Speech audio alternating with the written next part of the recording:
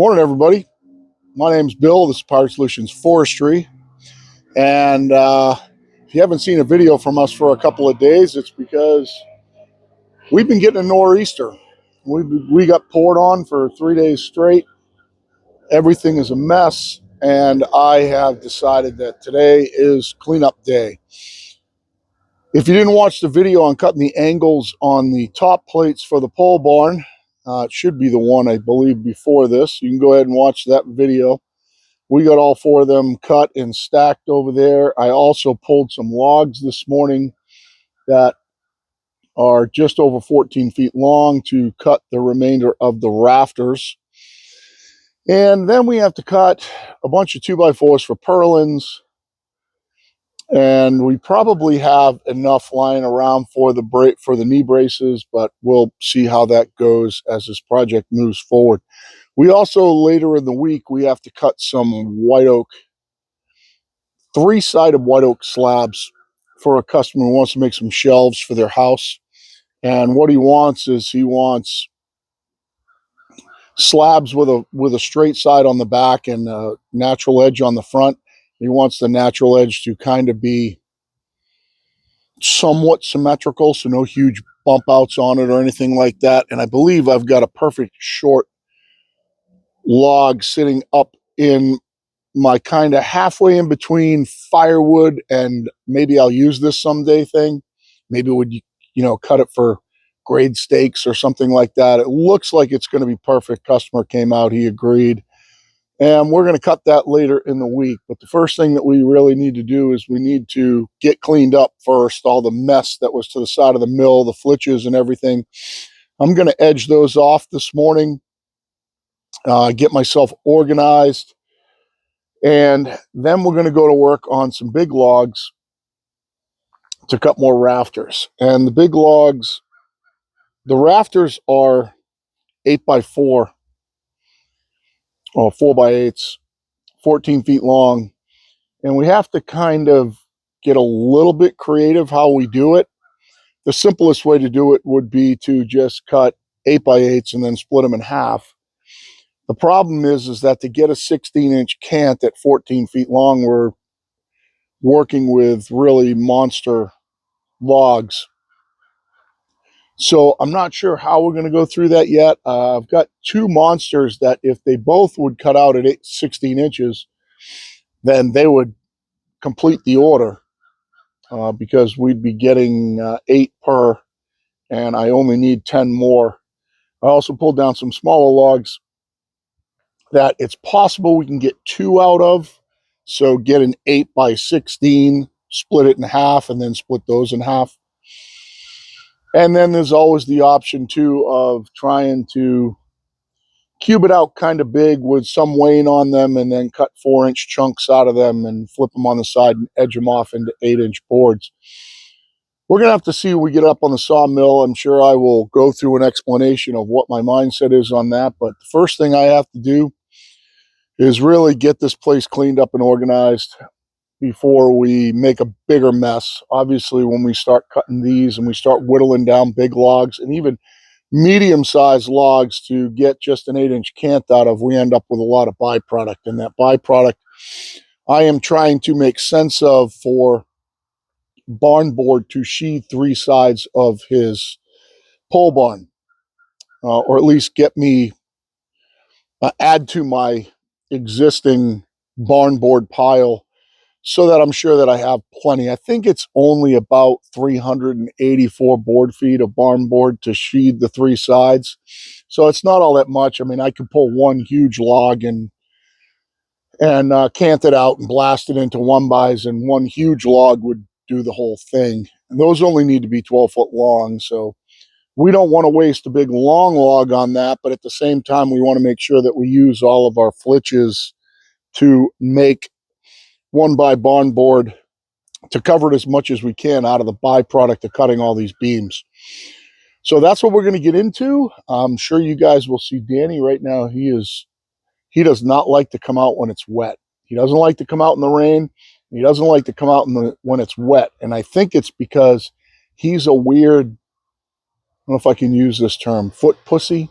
He has to keep his feet perfectly clean. I don't think he likes to walk around in the water out here. He doesn't mind walking around in the dirt when it's dry, but he doesn't like walking around in the dirt when it's wet.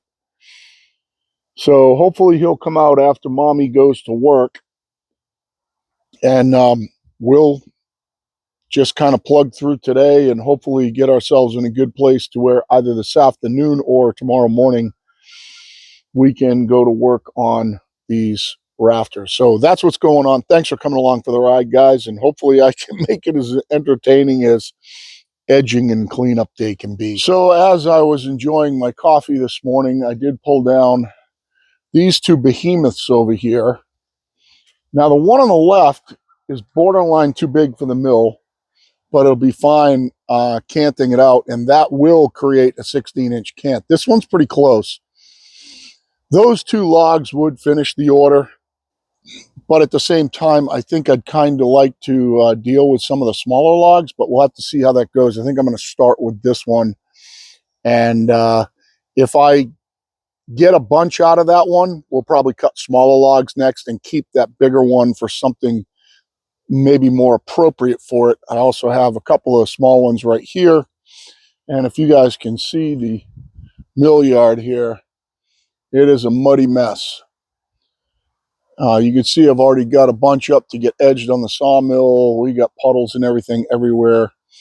I hate it when it's like this. I have to do something with this area because it all just clogs up in the tracks and makes it so I have to clean that machine nonstop. And all I do is dig a hole over here. So I got to bring this grade down to harder dirt, which right at the bottom of all that black dirt is rock hard. So I think what I got to do is just slope this yard out a little bit, put some of that material over here where I never drive, and get rid of this soft spot. I had put dense grade in there and compacted it with the machine, and over time it has just turned into really great black dirt topsoil, and it's really loose. So I got to get this all dug out.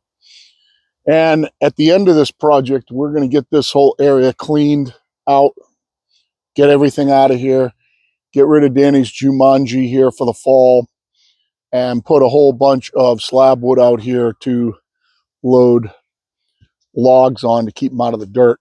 I have some here, but they've gotten destroyed over time. We got to make this a little bit neater whilst staying away from my septic lift box that's in there. So that's what's going on.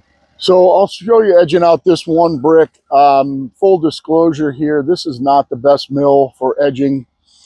You kind of really need a backer board in there to edge against because that hydraulic clamp will only go over to like 3 inches away from the stop, so you can't do a single board, and you can't do it one-handed. In other words, hold a block in there or something to clamp against. So what I find is when I get down to thinner stacks, I have to use my manual clamps and then use something to clamp them against because they will only clamp down to 2 inches thick.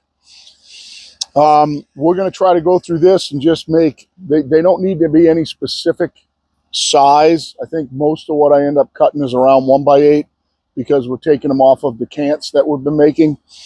But however the boards come out, the boards come out. We're going to start out, I don't know, somewhere around 11. We'll see how the top cleans up. And everything that comes off for edgings either ends up turning into stickers or it turns into kindling for the winter for the wood stove. So I end up throwing all that stuff over there, and then I take the circular saw, break it down in the bucket, and then just go dump it in the firewood stack. Can never have enough small, dry, softwood for kindling for the winter. So it does make a big mess, but it's kind of the lady that we hooked our cart to here. Let's get ourselves to 11.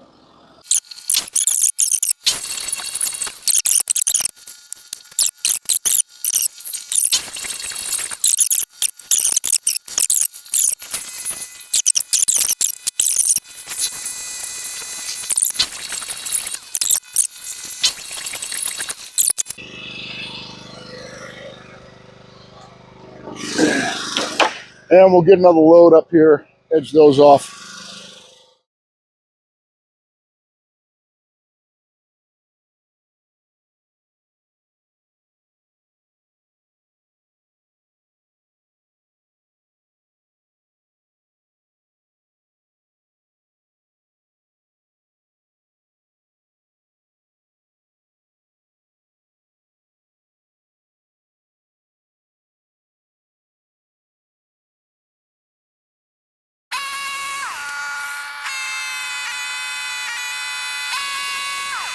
Well, as you can see, I've had enough edging for today. I've got a pretty good mess over there. It all needs to be cut up with the circular saw into the bucket, or the majority of it now, then added to the firewood pile. And I've got myself a monster up here on the sawmill that should yield us out a 16-inch cant, or 16 and an eighth is what I need by 16 and an eighth. And then what we're going to do is we're going to split it in half and split it in half into 4 8x8s. You know, we don't even really need to do that. We don't even really need to do that. We can split it in half one time and then spin it up. Then we're going to cut through it on 4-inch scale and turn it into, this will produce 8 4x8s. And that gets us to 12. Then we'll only need 2 more and we can cut a smaller log. But we're going to get at this one, and we're still running that same Silvertip Turbo 7. We'll see if that band holds up. You guys have to understand something about standard bands like the Silvertip versus a Stella Cut band.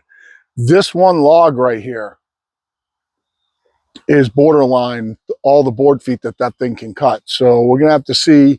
I did just cut some 2x4s out of one of the flitches that were over there, and when I looked at the cuts, they still look pretty laser straight. So we're gonna find out when we make the top cut on this. If it throws any waves at me, I'm gonna switch it over to a Stella Cut band because I don't want any waves in my rafters. There could be waves in the width, the 4-inch width. There just can't be waves in the 8-inch height. All right, so the first thing we're going to do is we're going to take top off this log. Actually, the first thing we're going to do is we're going to check and see if that toe board sank while I was at lunch. It's a pretty heavy log. That toe board was all the way up. I'm going to double check it. And then we're going to take the top off this. We're going to see how long this Silvertip Turbo 7 band survives. Number one, it won't survive this log. Okay, so we're just going to be clear on that. At some point, I am going to have to change it, but we're going to try to take the top off. Maybe we can get it turned and take the side off it too. I am going to have to stay away from my 16-inch cant. So I'm going to stay an inch outside and hopefully make it so that when this thing cuts a wave, I can identify it before I get into my final dimension. So let's get started on this thing. There's dirt all over it, guys. There's no way of hiding it. There's no way of mitigating it. There's nothing that I can do about it. It is the way it is. Most of it's on the outfeed side. But first thing I'm going to do is I'm going to try to raise that end up and see if it comes up. And then we'll get to cutting on this thing. Yeah, it dropped a mile. Now I'm going to suck my clamp back in.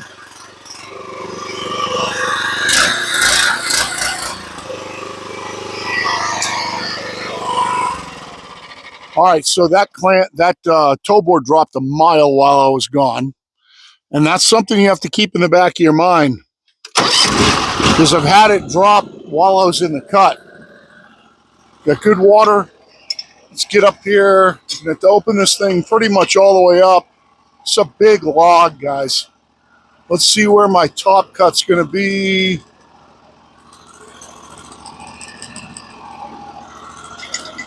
About 21 and a quarter. So we're going to come up to 22 and a quarter. I'm not going to add the eighth here because I know I don't have room to do a lot. And let's try to take it off right there and see if this band's going to survive this.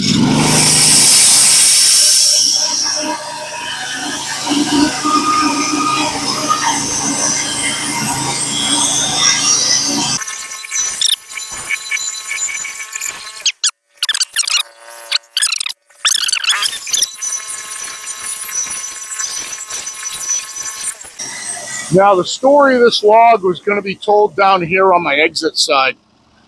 We're going to pull this off. This is a big, huge, heavy piece, guys. No doubt about it. There's nothing else here as far as lumber goes, but it's a big, huge, heavy piece. We're going to see how wide we are there. If we're 16 inches wide there, we're going to go ahead and roll it. So I am not 16 inches wide. I am only about 13 and a quarter at its narrow point right here. We're going to go ahead and take the flitch off, throw it over there, and then we'll roll it.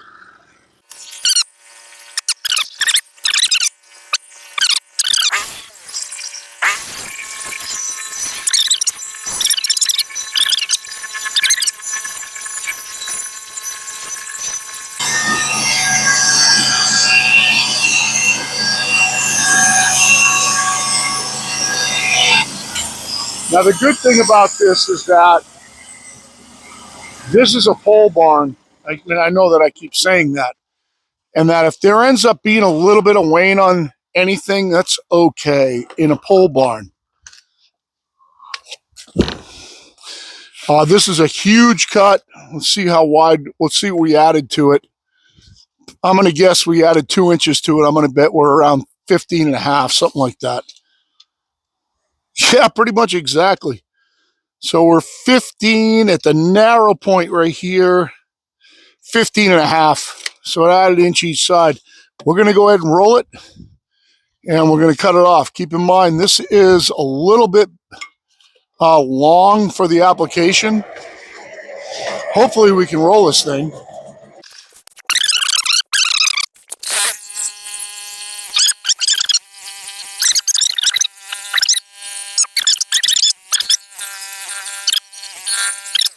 So what we're going to do is we're going to fire up. We're going to come down to our pseudo line here. We're raised up as far as we can get on the far end, and it looks pretty flat. We're going to go an inch outside our line and hopefully stay an inch outside our line if we don't need it. So that's 20 and a half at the line. We're going to come up to 21 and a half. So I realize it's a 7/8 flitch. We're going to cut it off right there. I might even be able to get one more. Let's come to 22 and a half and see what that looks like. These are 7/8 flitches.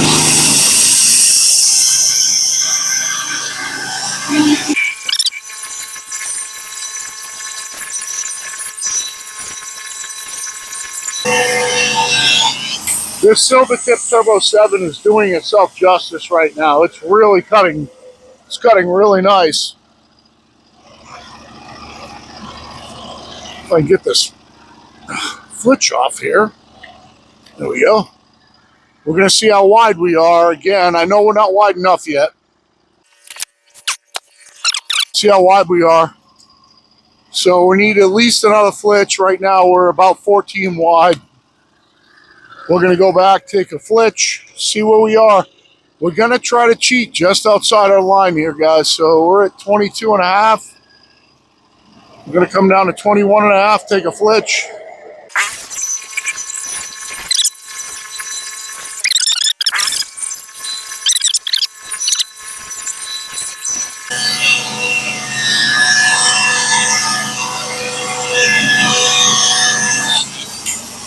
Right now, it's cutting brilliantly for this kind of band.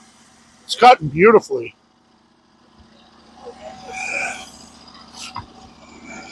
These are going to be, big, huge, at least 1x8s. Let's check our width again. If we're getting close, I did it again. If we're getting close to 16, we'll go ahead and just flip it. Yeah, we're a little shy. We're going to take one more. We're at 14 and a half.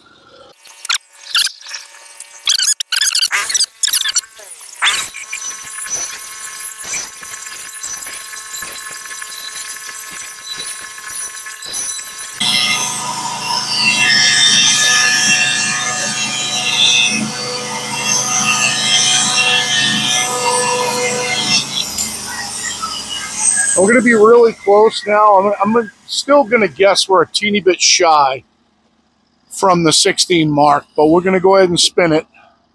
Again, mega barn board happening there. Let's see where we're at. I'm going to guess we're just a little under 16. No, pretty much 16 on the button. So we're going to flip it up, cut it at 16 and an eighth. See if we can steal something above it, but there's really nothing above it because we're at the bark at 16 down here. And then we will split it in half. Then we'll flip it up, and we're going to cut it on 4-inch scale down through the log. And if this band survives this, that's great. This is still cutting marvelously flat. I mean, absolutely beautiful. I'm shocked this band's gone this far. But let's go ahead and get it spun up. All right, so our number one priority right now is to make sure we put that toe board down above everything else. That toe board's going to go down. We're going to spin it up, and then we're going to cut it at 16 1/8.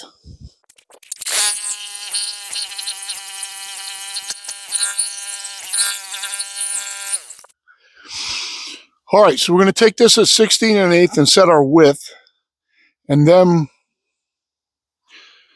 we should be able to cut it in half at 8. And then once we cut it in half, we can flip it up, and we'll cut it at 16 1/8, and then cut it on 4-inch scale all the way down. We're going to see what our 16 1/8 looks like first, because maybe if we don't get really cleaned up at 16 1/8, we'll spin it up and we'll cut it at 16 1/8 again, and we'll see if there's any place that we can cheat to clean it up.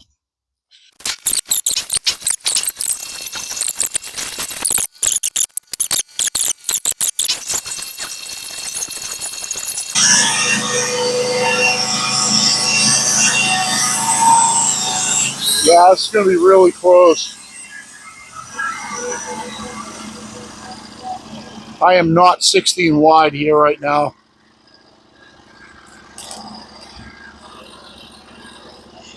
This might look great, but this is an absolute slab cut. That stinks. We're 16, we're 16, we are not 16 this way. We're like 12. Now, I don't think it'd be horrible if there was a little bit of wane on any of these, like I said before. But what we're going to do is, we can't go any lower. We have to spin this up and cut it at 16 1/8.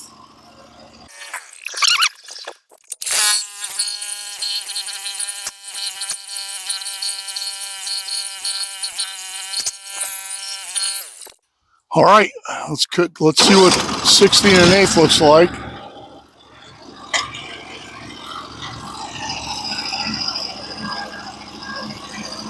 I don't think there's any more here. I'm just going to cut it there. There's nothing I can do about it at this point to save anything else. I'm 16 1/8 wide.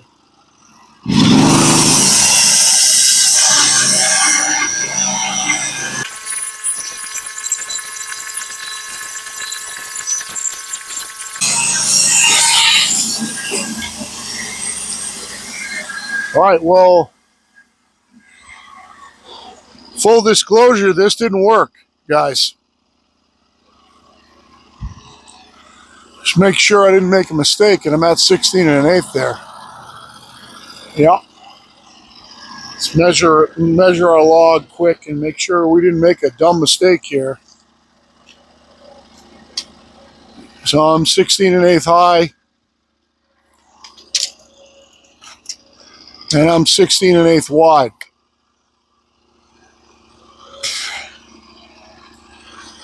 So what it looks like on this log is I have wane on the top.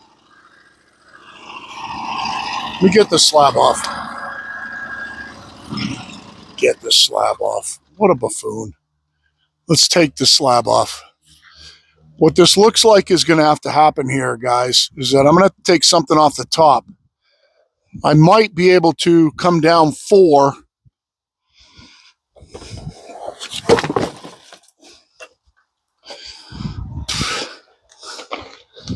I can't come down 4 right now and still end up with something usable. So what I'm going to do here is I'm going to mark this at 8 on the bottom. And I'm going to come up out of it 4 from that 8. So to 12 1/8. See what I got left above it. I should end up with a few flitches that can be used for barn board.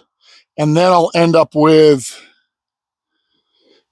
1, 2, 3, 4, 5, 6 instead of 8. So we're going to drop down to 8. And right now the pith is perfectly centered.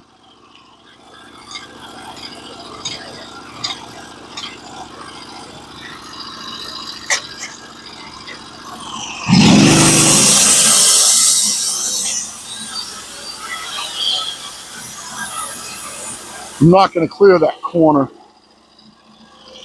So let's come up to 12. We'll come up to 12. We don't need them. We don't need it to be exactly 4 inches wide. Let's make a mark there.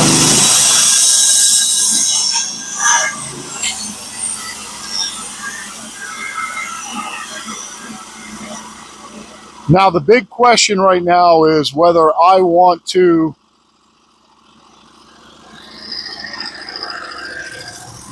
I need the barn board. I need the barn board. I've got 4-inch thick slab on the top here. Question is, do I want to have all this weighing in one of my rafters? I don't think I do. I think what makes most sense is to take flitches off above this. So let's go to 13, 14, 15. Let's take it off at 15.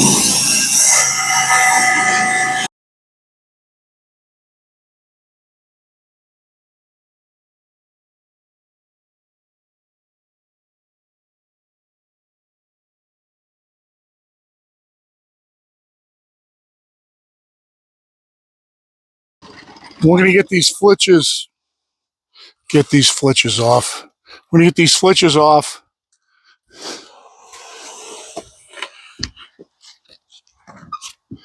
And then what we're going to do is we're going to cut a 4-inch block off and drop it in the carriage.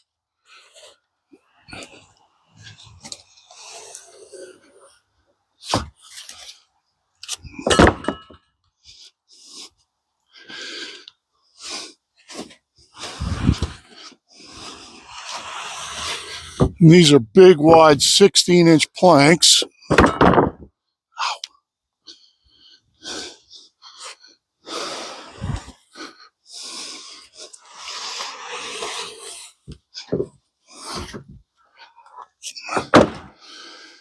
Now we're going to take a 4-inch chunk off that we can split in half into 2 4x8s. And then we'll take the bottom chunk, which is going to be 8. We'll split that in half. We'll spin it up. We'll split it in half at 8.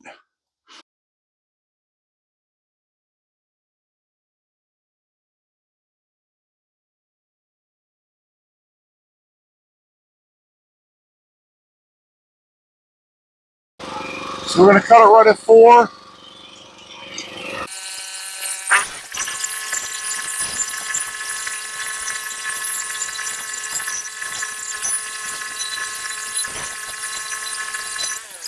Now we're gonna flip it up and we're gonna cut it in half at 8. We have 16 and an eighth, so we'll get 2 8-inch beams. Sorry, 4 8x4s out of this.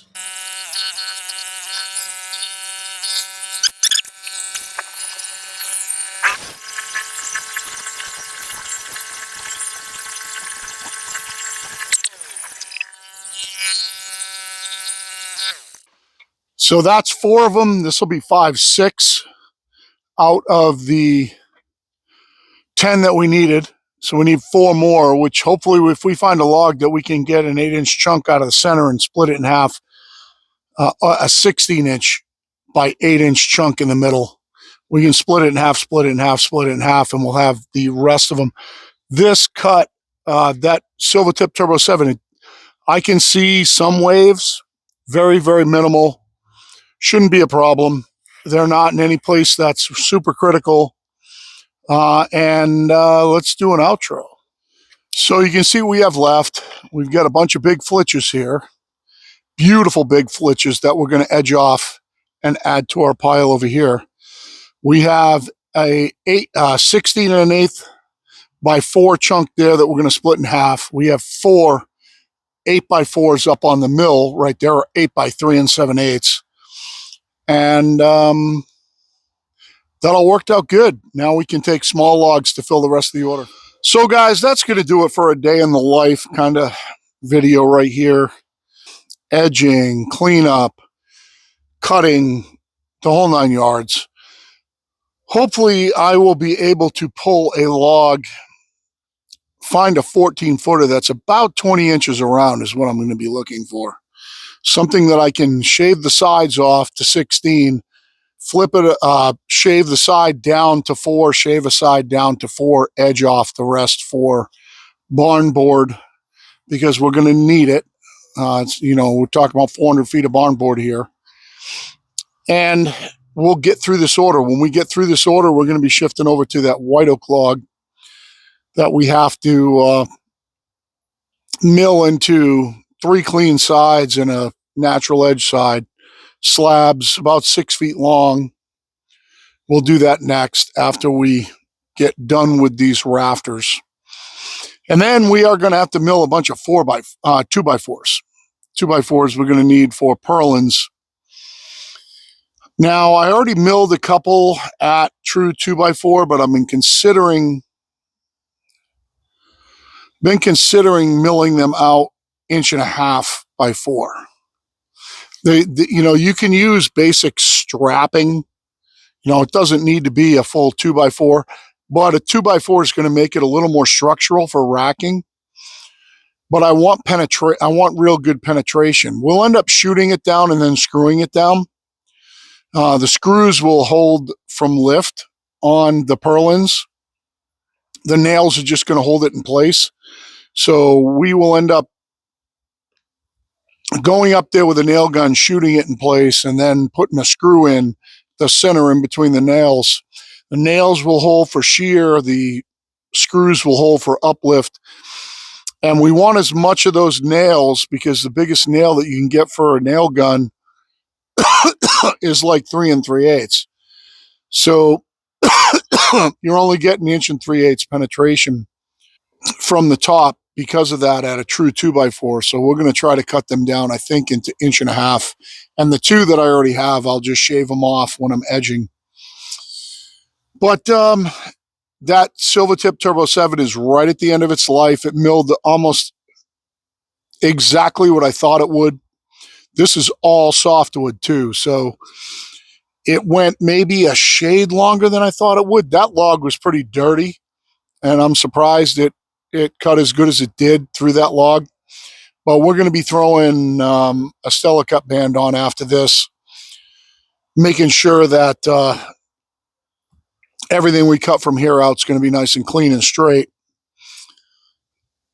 Just looking at what I have lying around, I won't need that big log for any of this. I'll probably move it. I won't go put it away. I'll probably move it, because we could take that big log and mill that all into 2x4s. And that will give us definitely enough 2x4s for the whole roof at 2-foot centers. It's 28 feet long. They're going to be 2-foot centers. So that thing's just over 14. So you get 2 per. I think I might want to stagger the joints a little more than that. I don't think I want every joint falling on the middle rafter. We'll see about that. So probably what we'll do is we'll, kind of like you would do with plywood, is we'll cut them down. So we cut a chunk off, and then we start with, let's say, an 8-footer, and then we do a 14-footer, and then whatever's 8 and 14's 22. So then a 6-footer, and we'll probably do it like that to stagger the joint all the way up. And it's just for the metal roof, but I don't think it's ever a good idea to put the joints right straight in the center. So we'll probably cut them up, stagger the joint all the way up, use whatever we have to do that. And then it's just going to be braces, and I might have enough lying around for his braces. We're going to see. If I have to cut something later, I will. But thanks for coming along for the ride, guys. I don't know how long this video is going to be when I edit it out with all of the edging and everything in the beginning. This is just another video of, hopefully, as you guys can see, kind of mapping your way through a log, figuring your way through it, trying to end up with the most yield for what you got up there. That milled out perfect. Those 8x4s cut right through the center of the log. They're going to be plenty strong. Plus, they're white pine, so they're going to be a little lighter for us to deal with getting them up on the building than if I cut pitch pine. I did just get in a big order for some pitch pine, and I'm going to have to see what I have lying around. I'm hoping I have enough for this customer. He wants to build some garage doors for his house. He's a really good customer, a very, very talented woodworker. Josko Katapovich stopped by on his bike earlier, and he wants me to mill a bunch of pitch pine for him. And to be honest with you guys, I'm getting a little low in pitch pine, which is odd for me. Usually I have more pitch pine here than I do white pine. Right now I've got way more white pine here than I do pitch pine. But the good thing is that they only need to be 8 feet, and I can use some of my smaller logs, and I can use some of my logs out of my kind of junk pile of pitch pine. I can cut it, 9-foot sections and mill it all out for him and end up with a really good product. So what I have to do is I have to go dump all that slab wood in the slab wood pile, which is starting to get pretty big. And Chris Saunders or Ralph Alfieri, we're going to need to chip that pile pretty soon. We knew that was going to happen.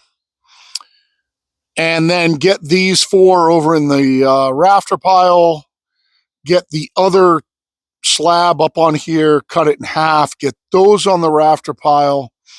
And we're probably going to have to start out tomorrow with some more edging again, edge off all those big ones.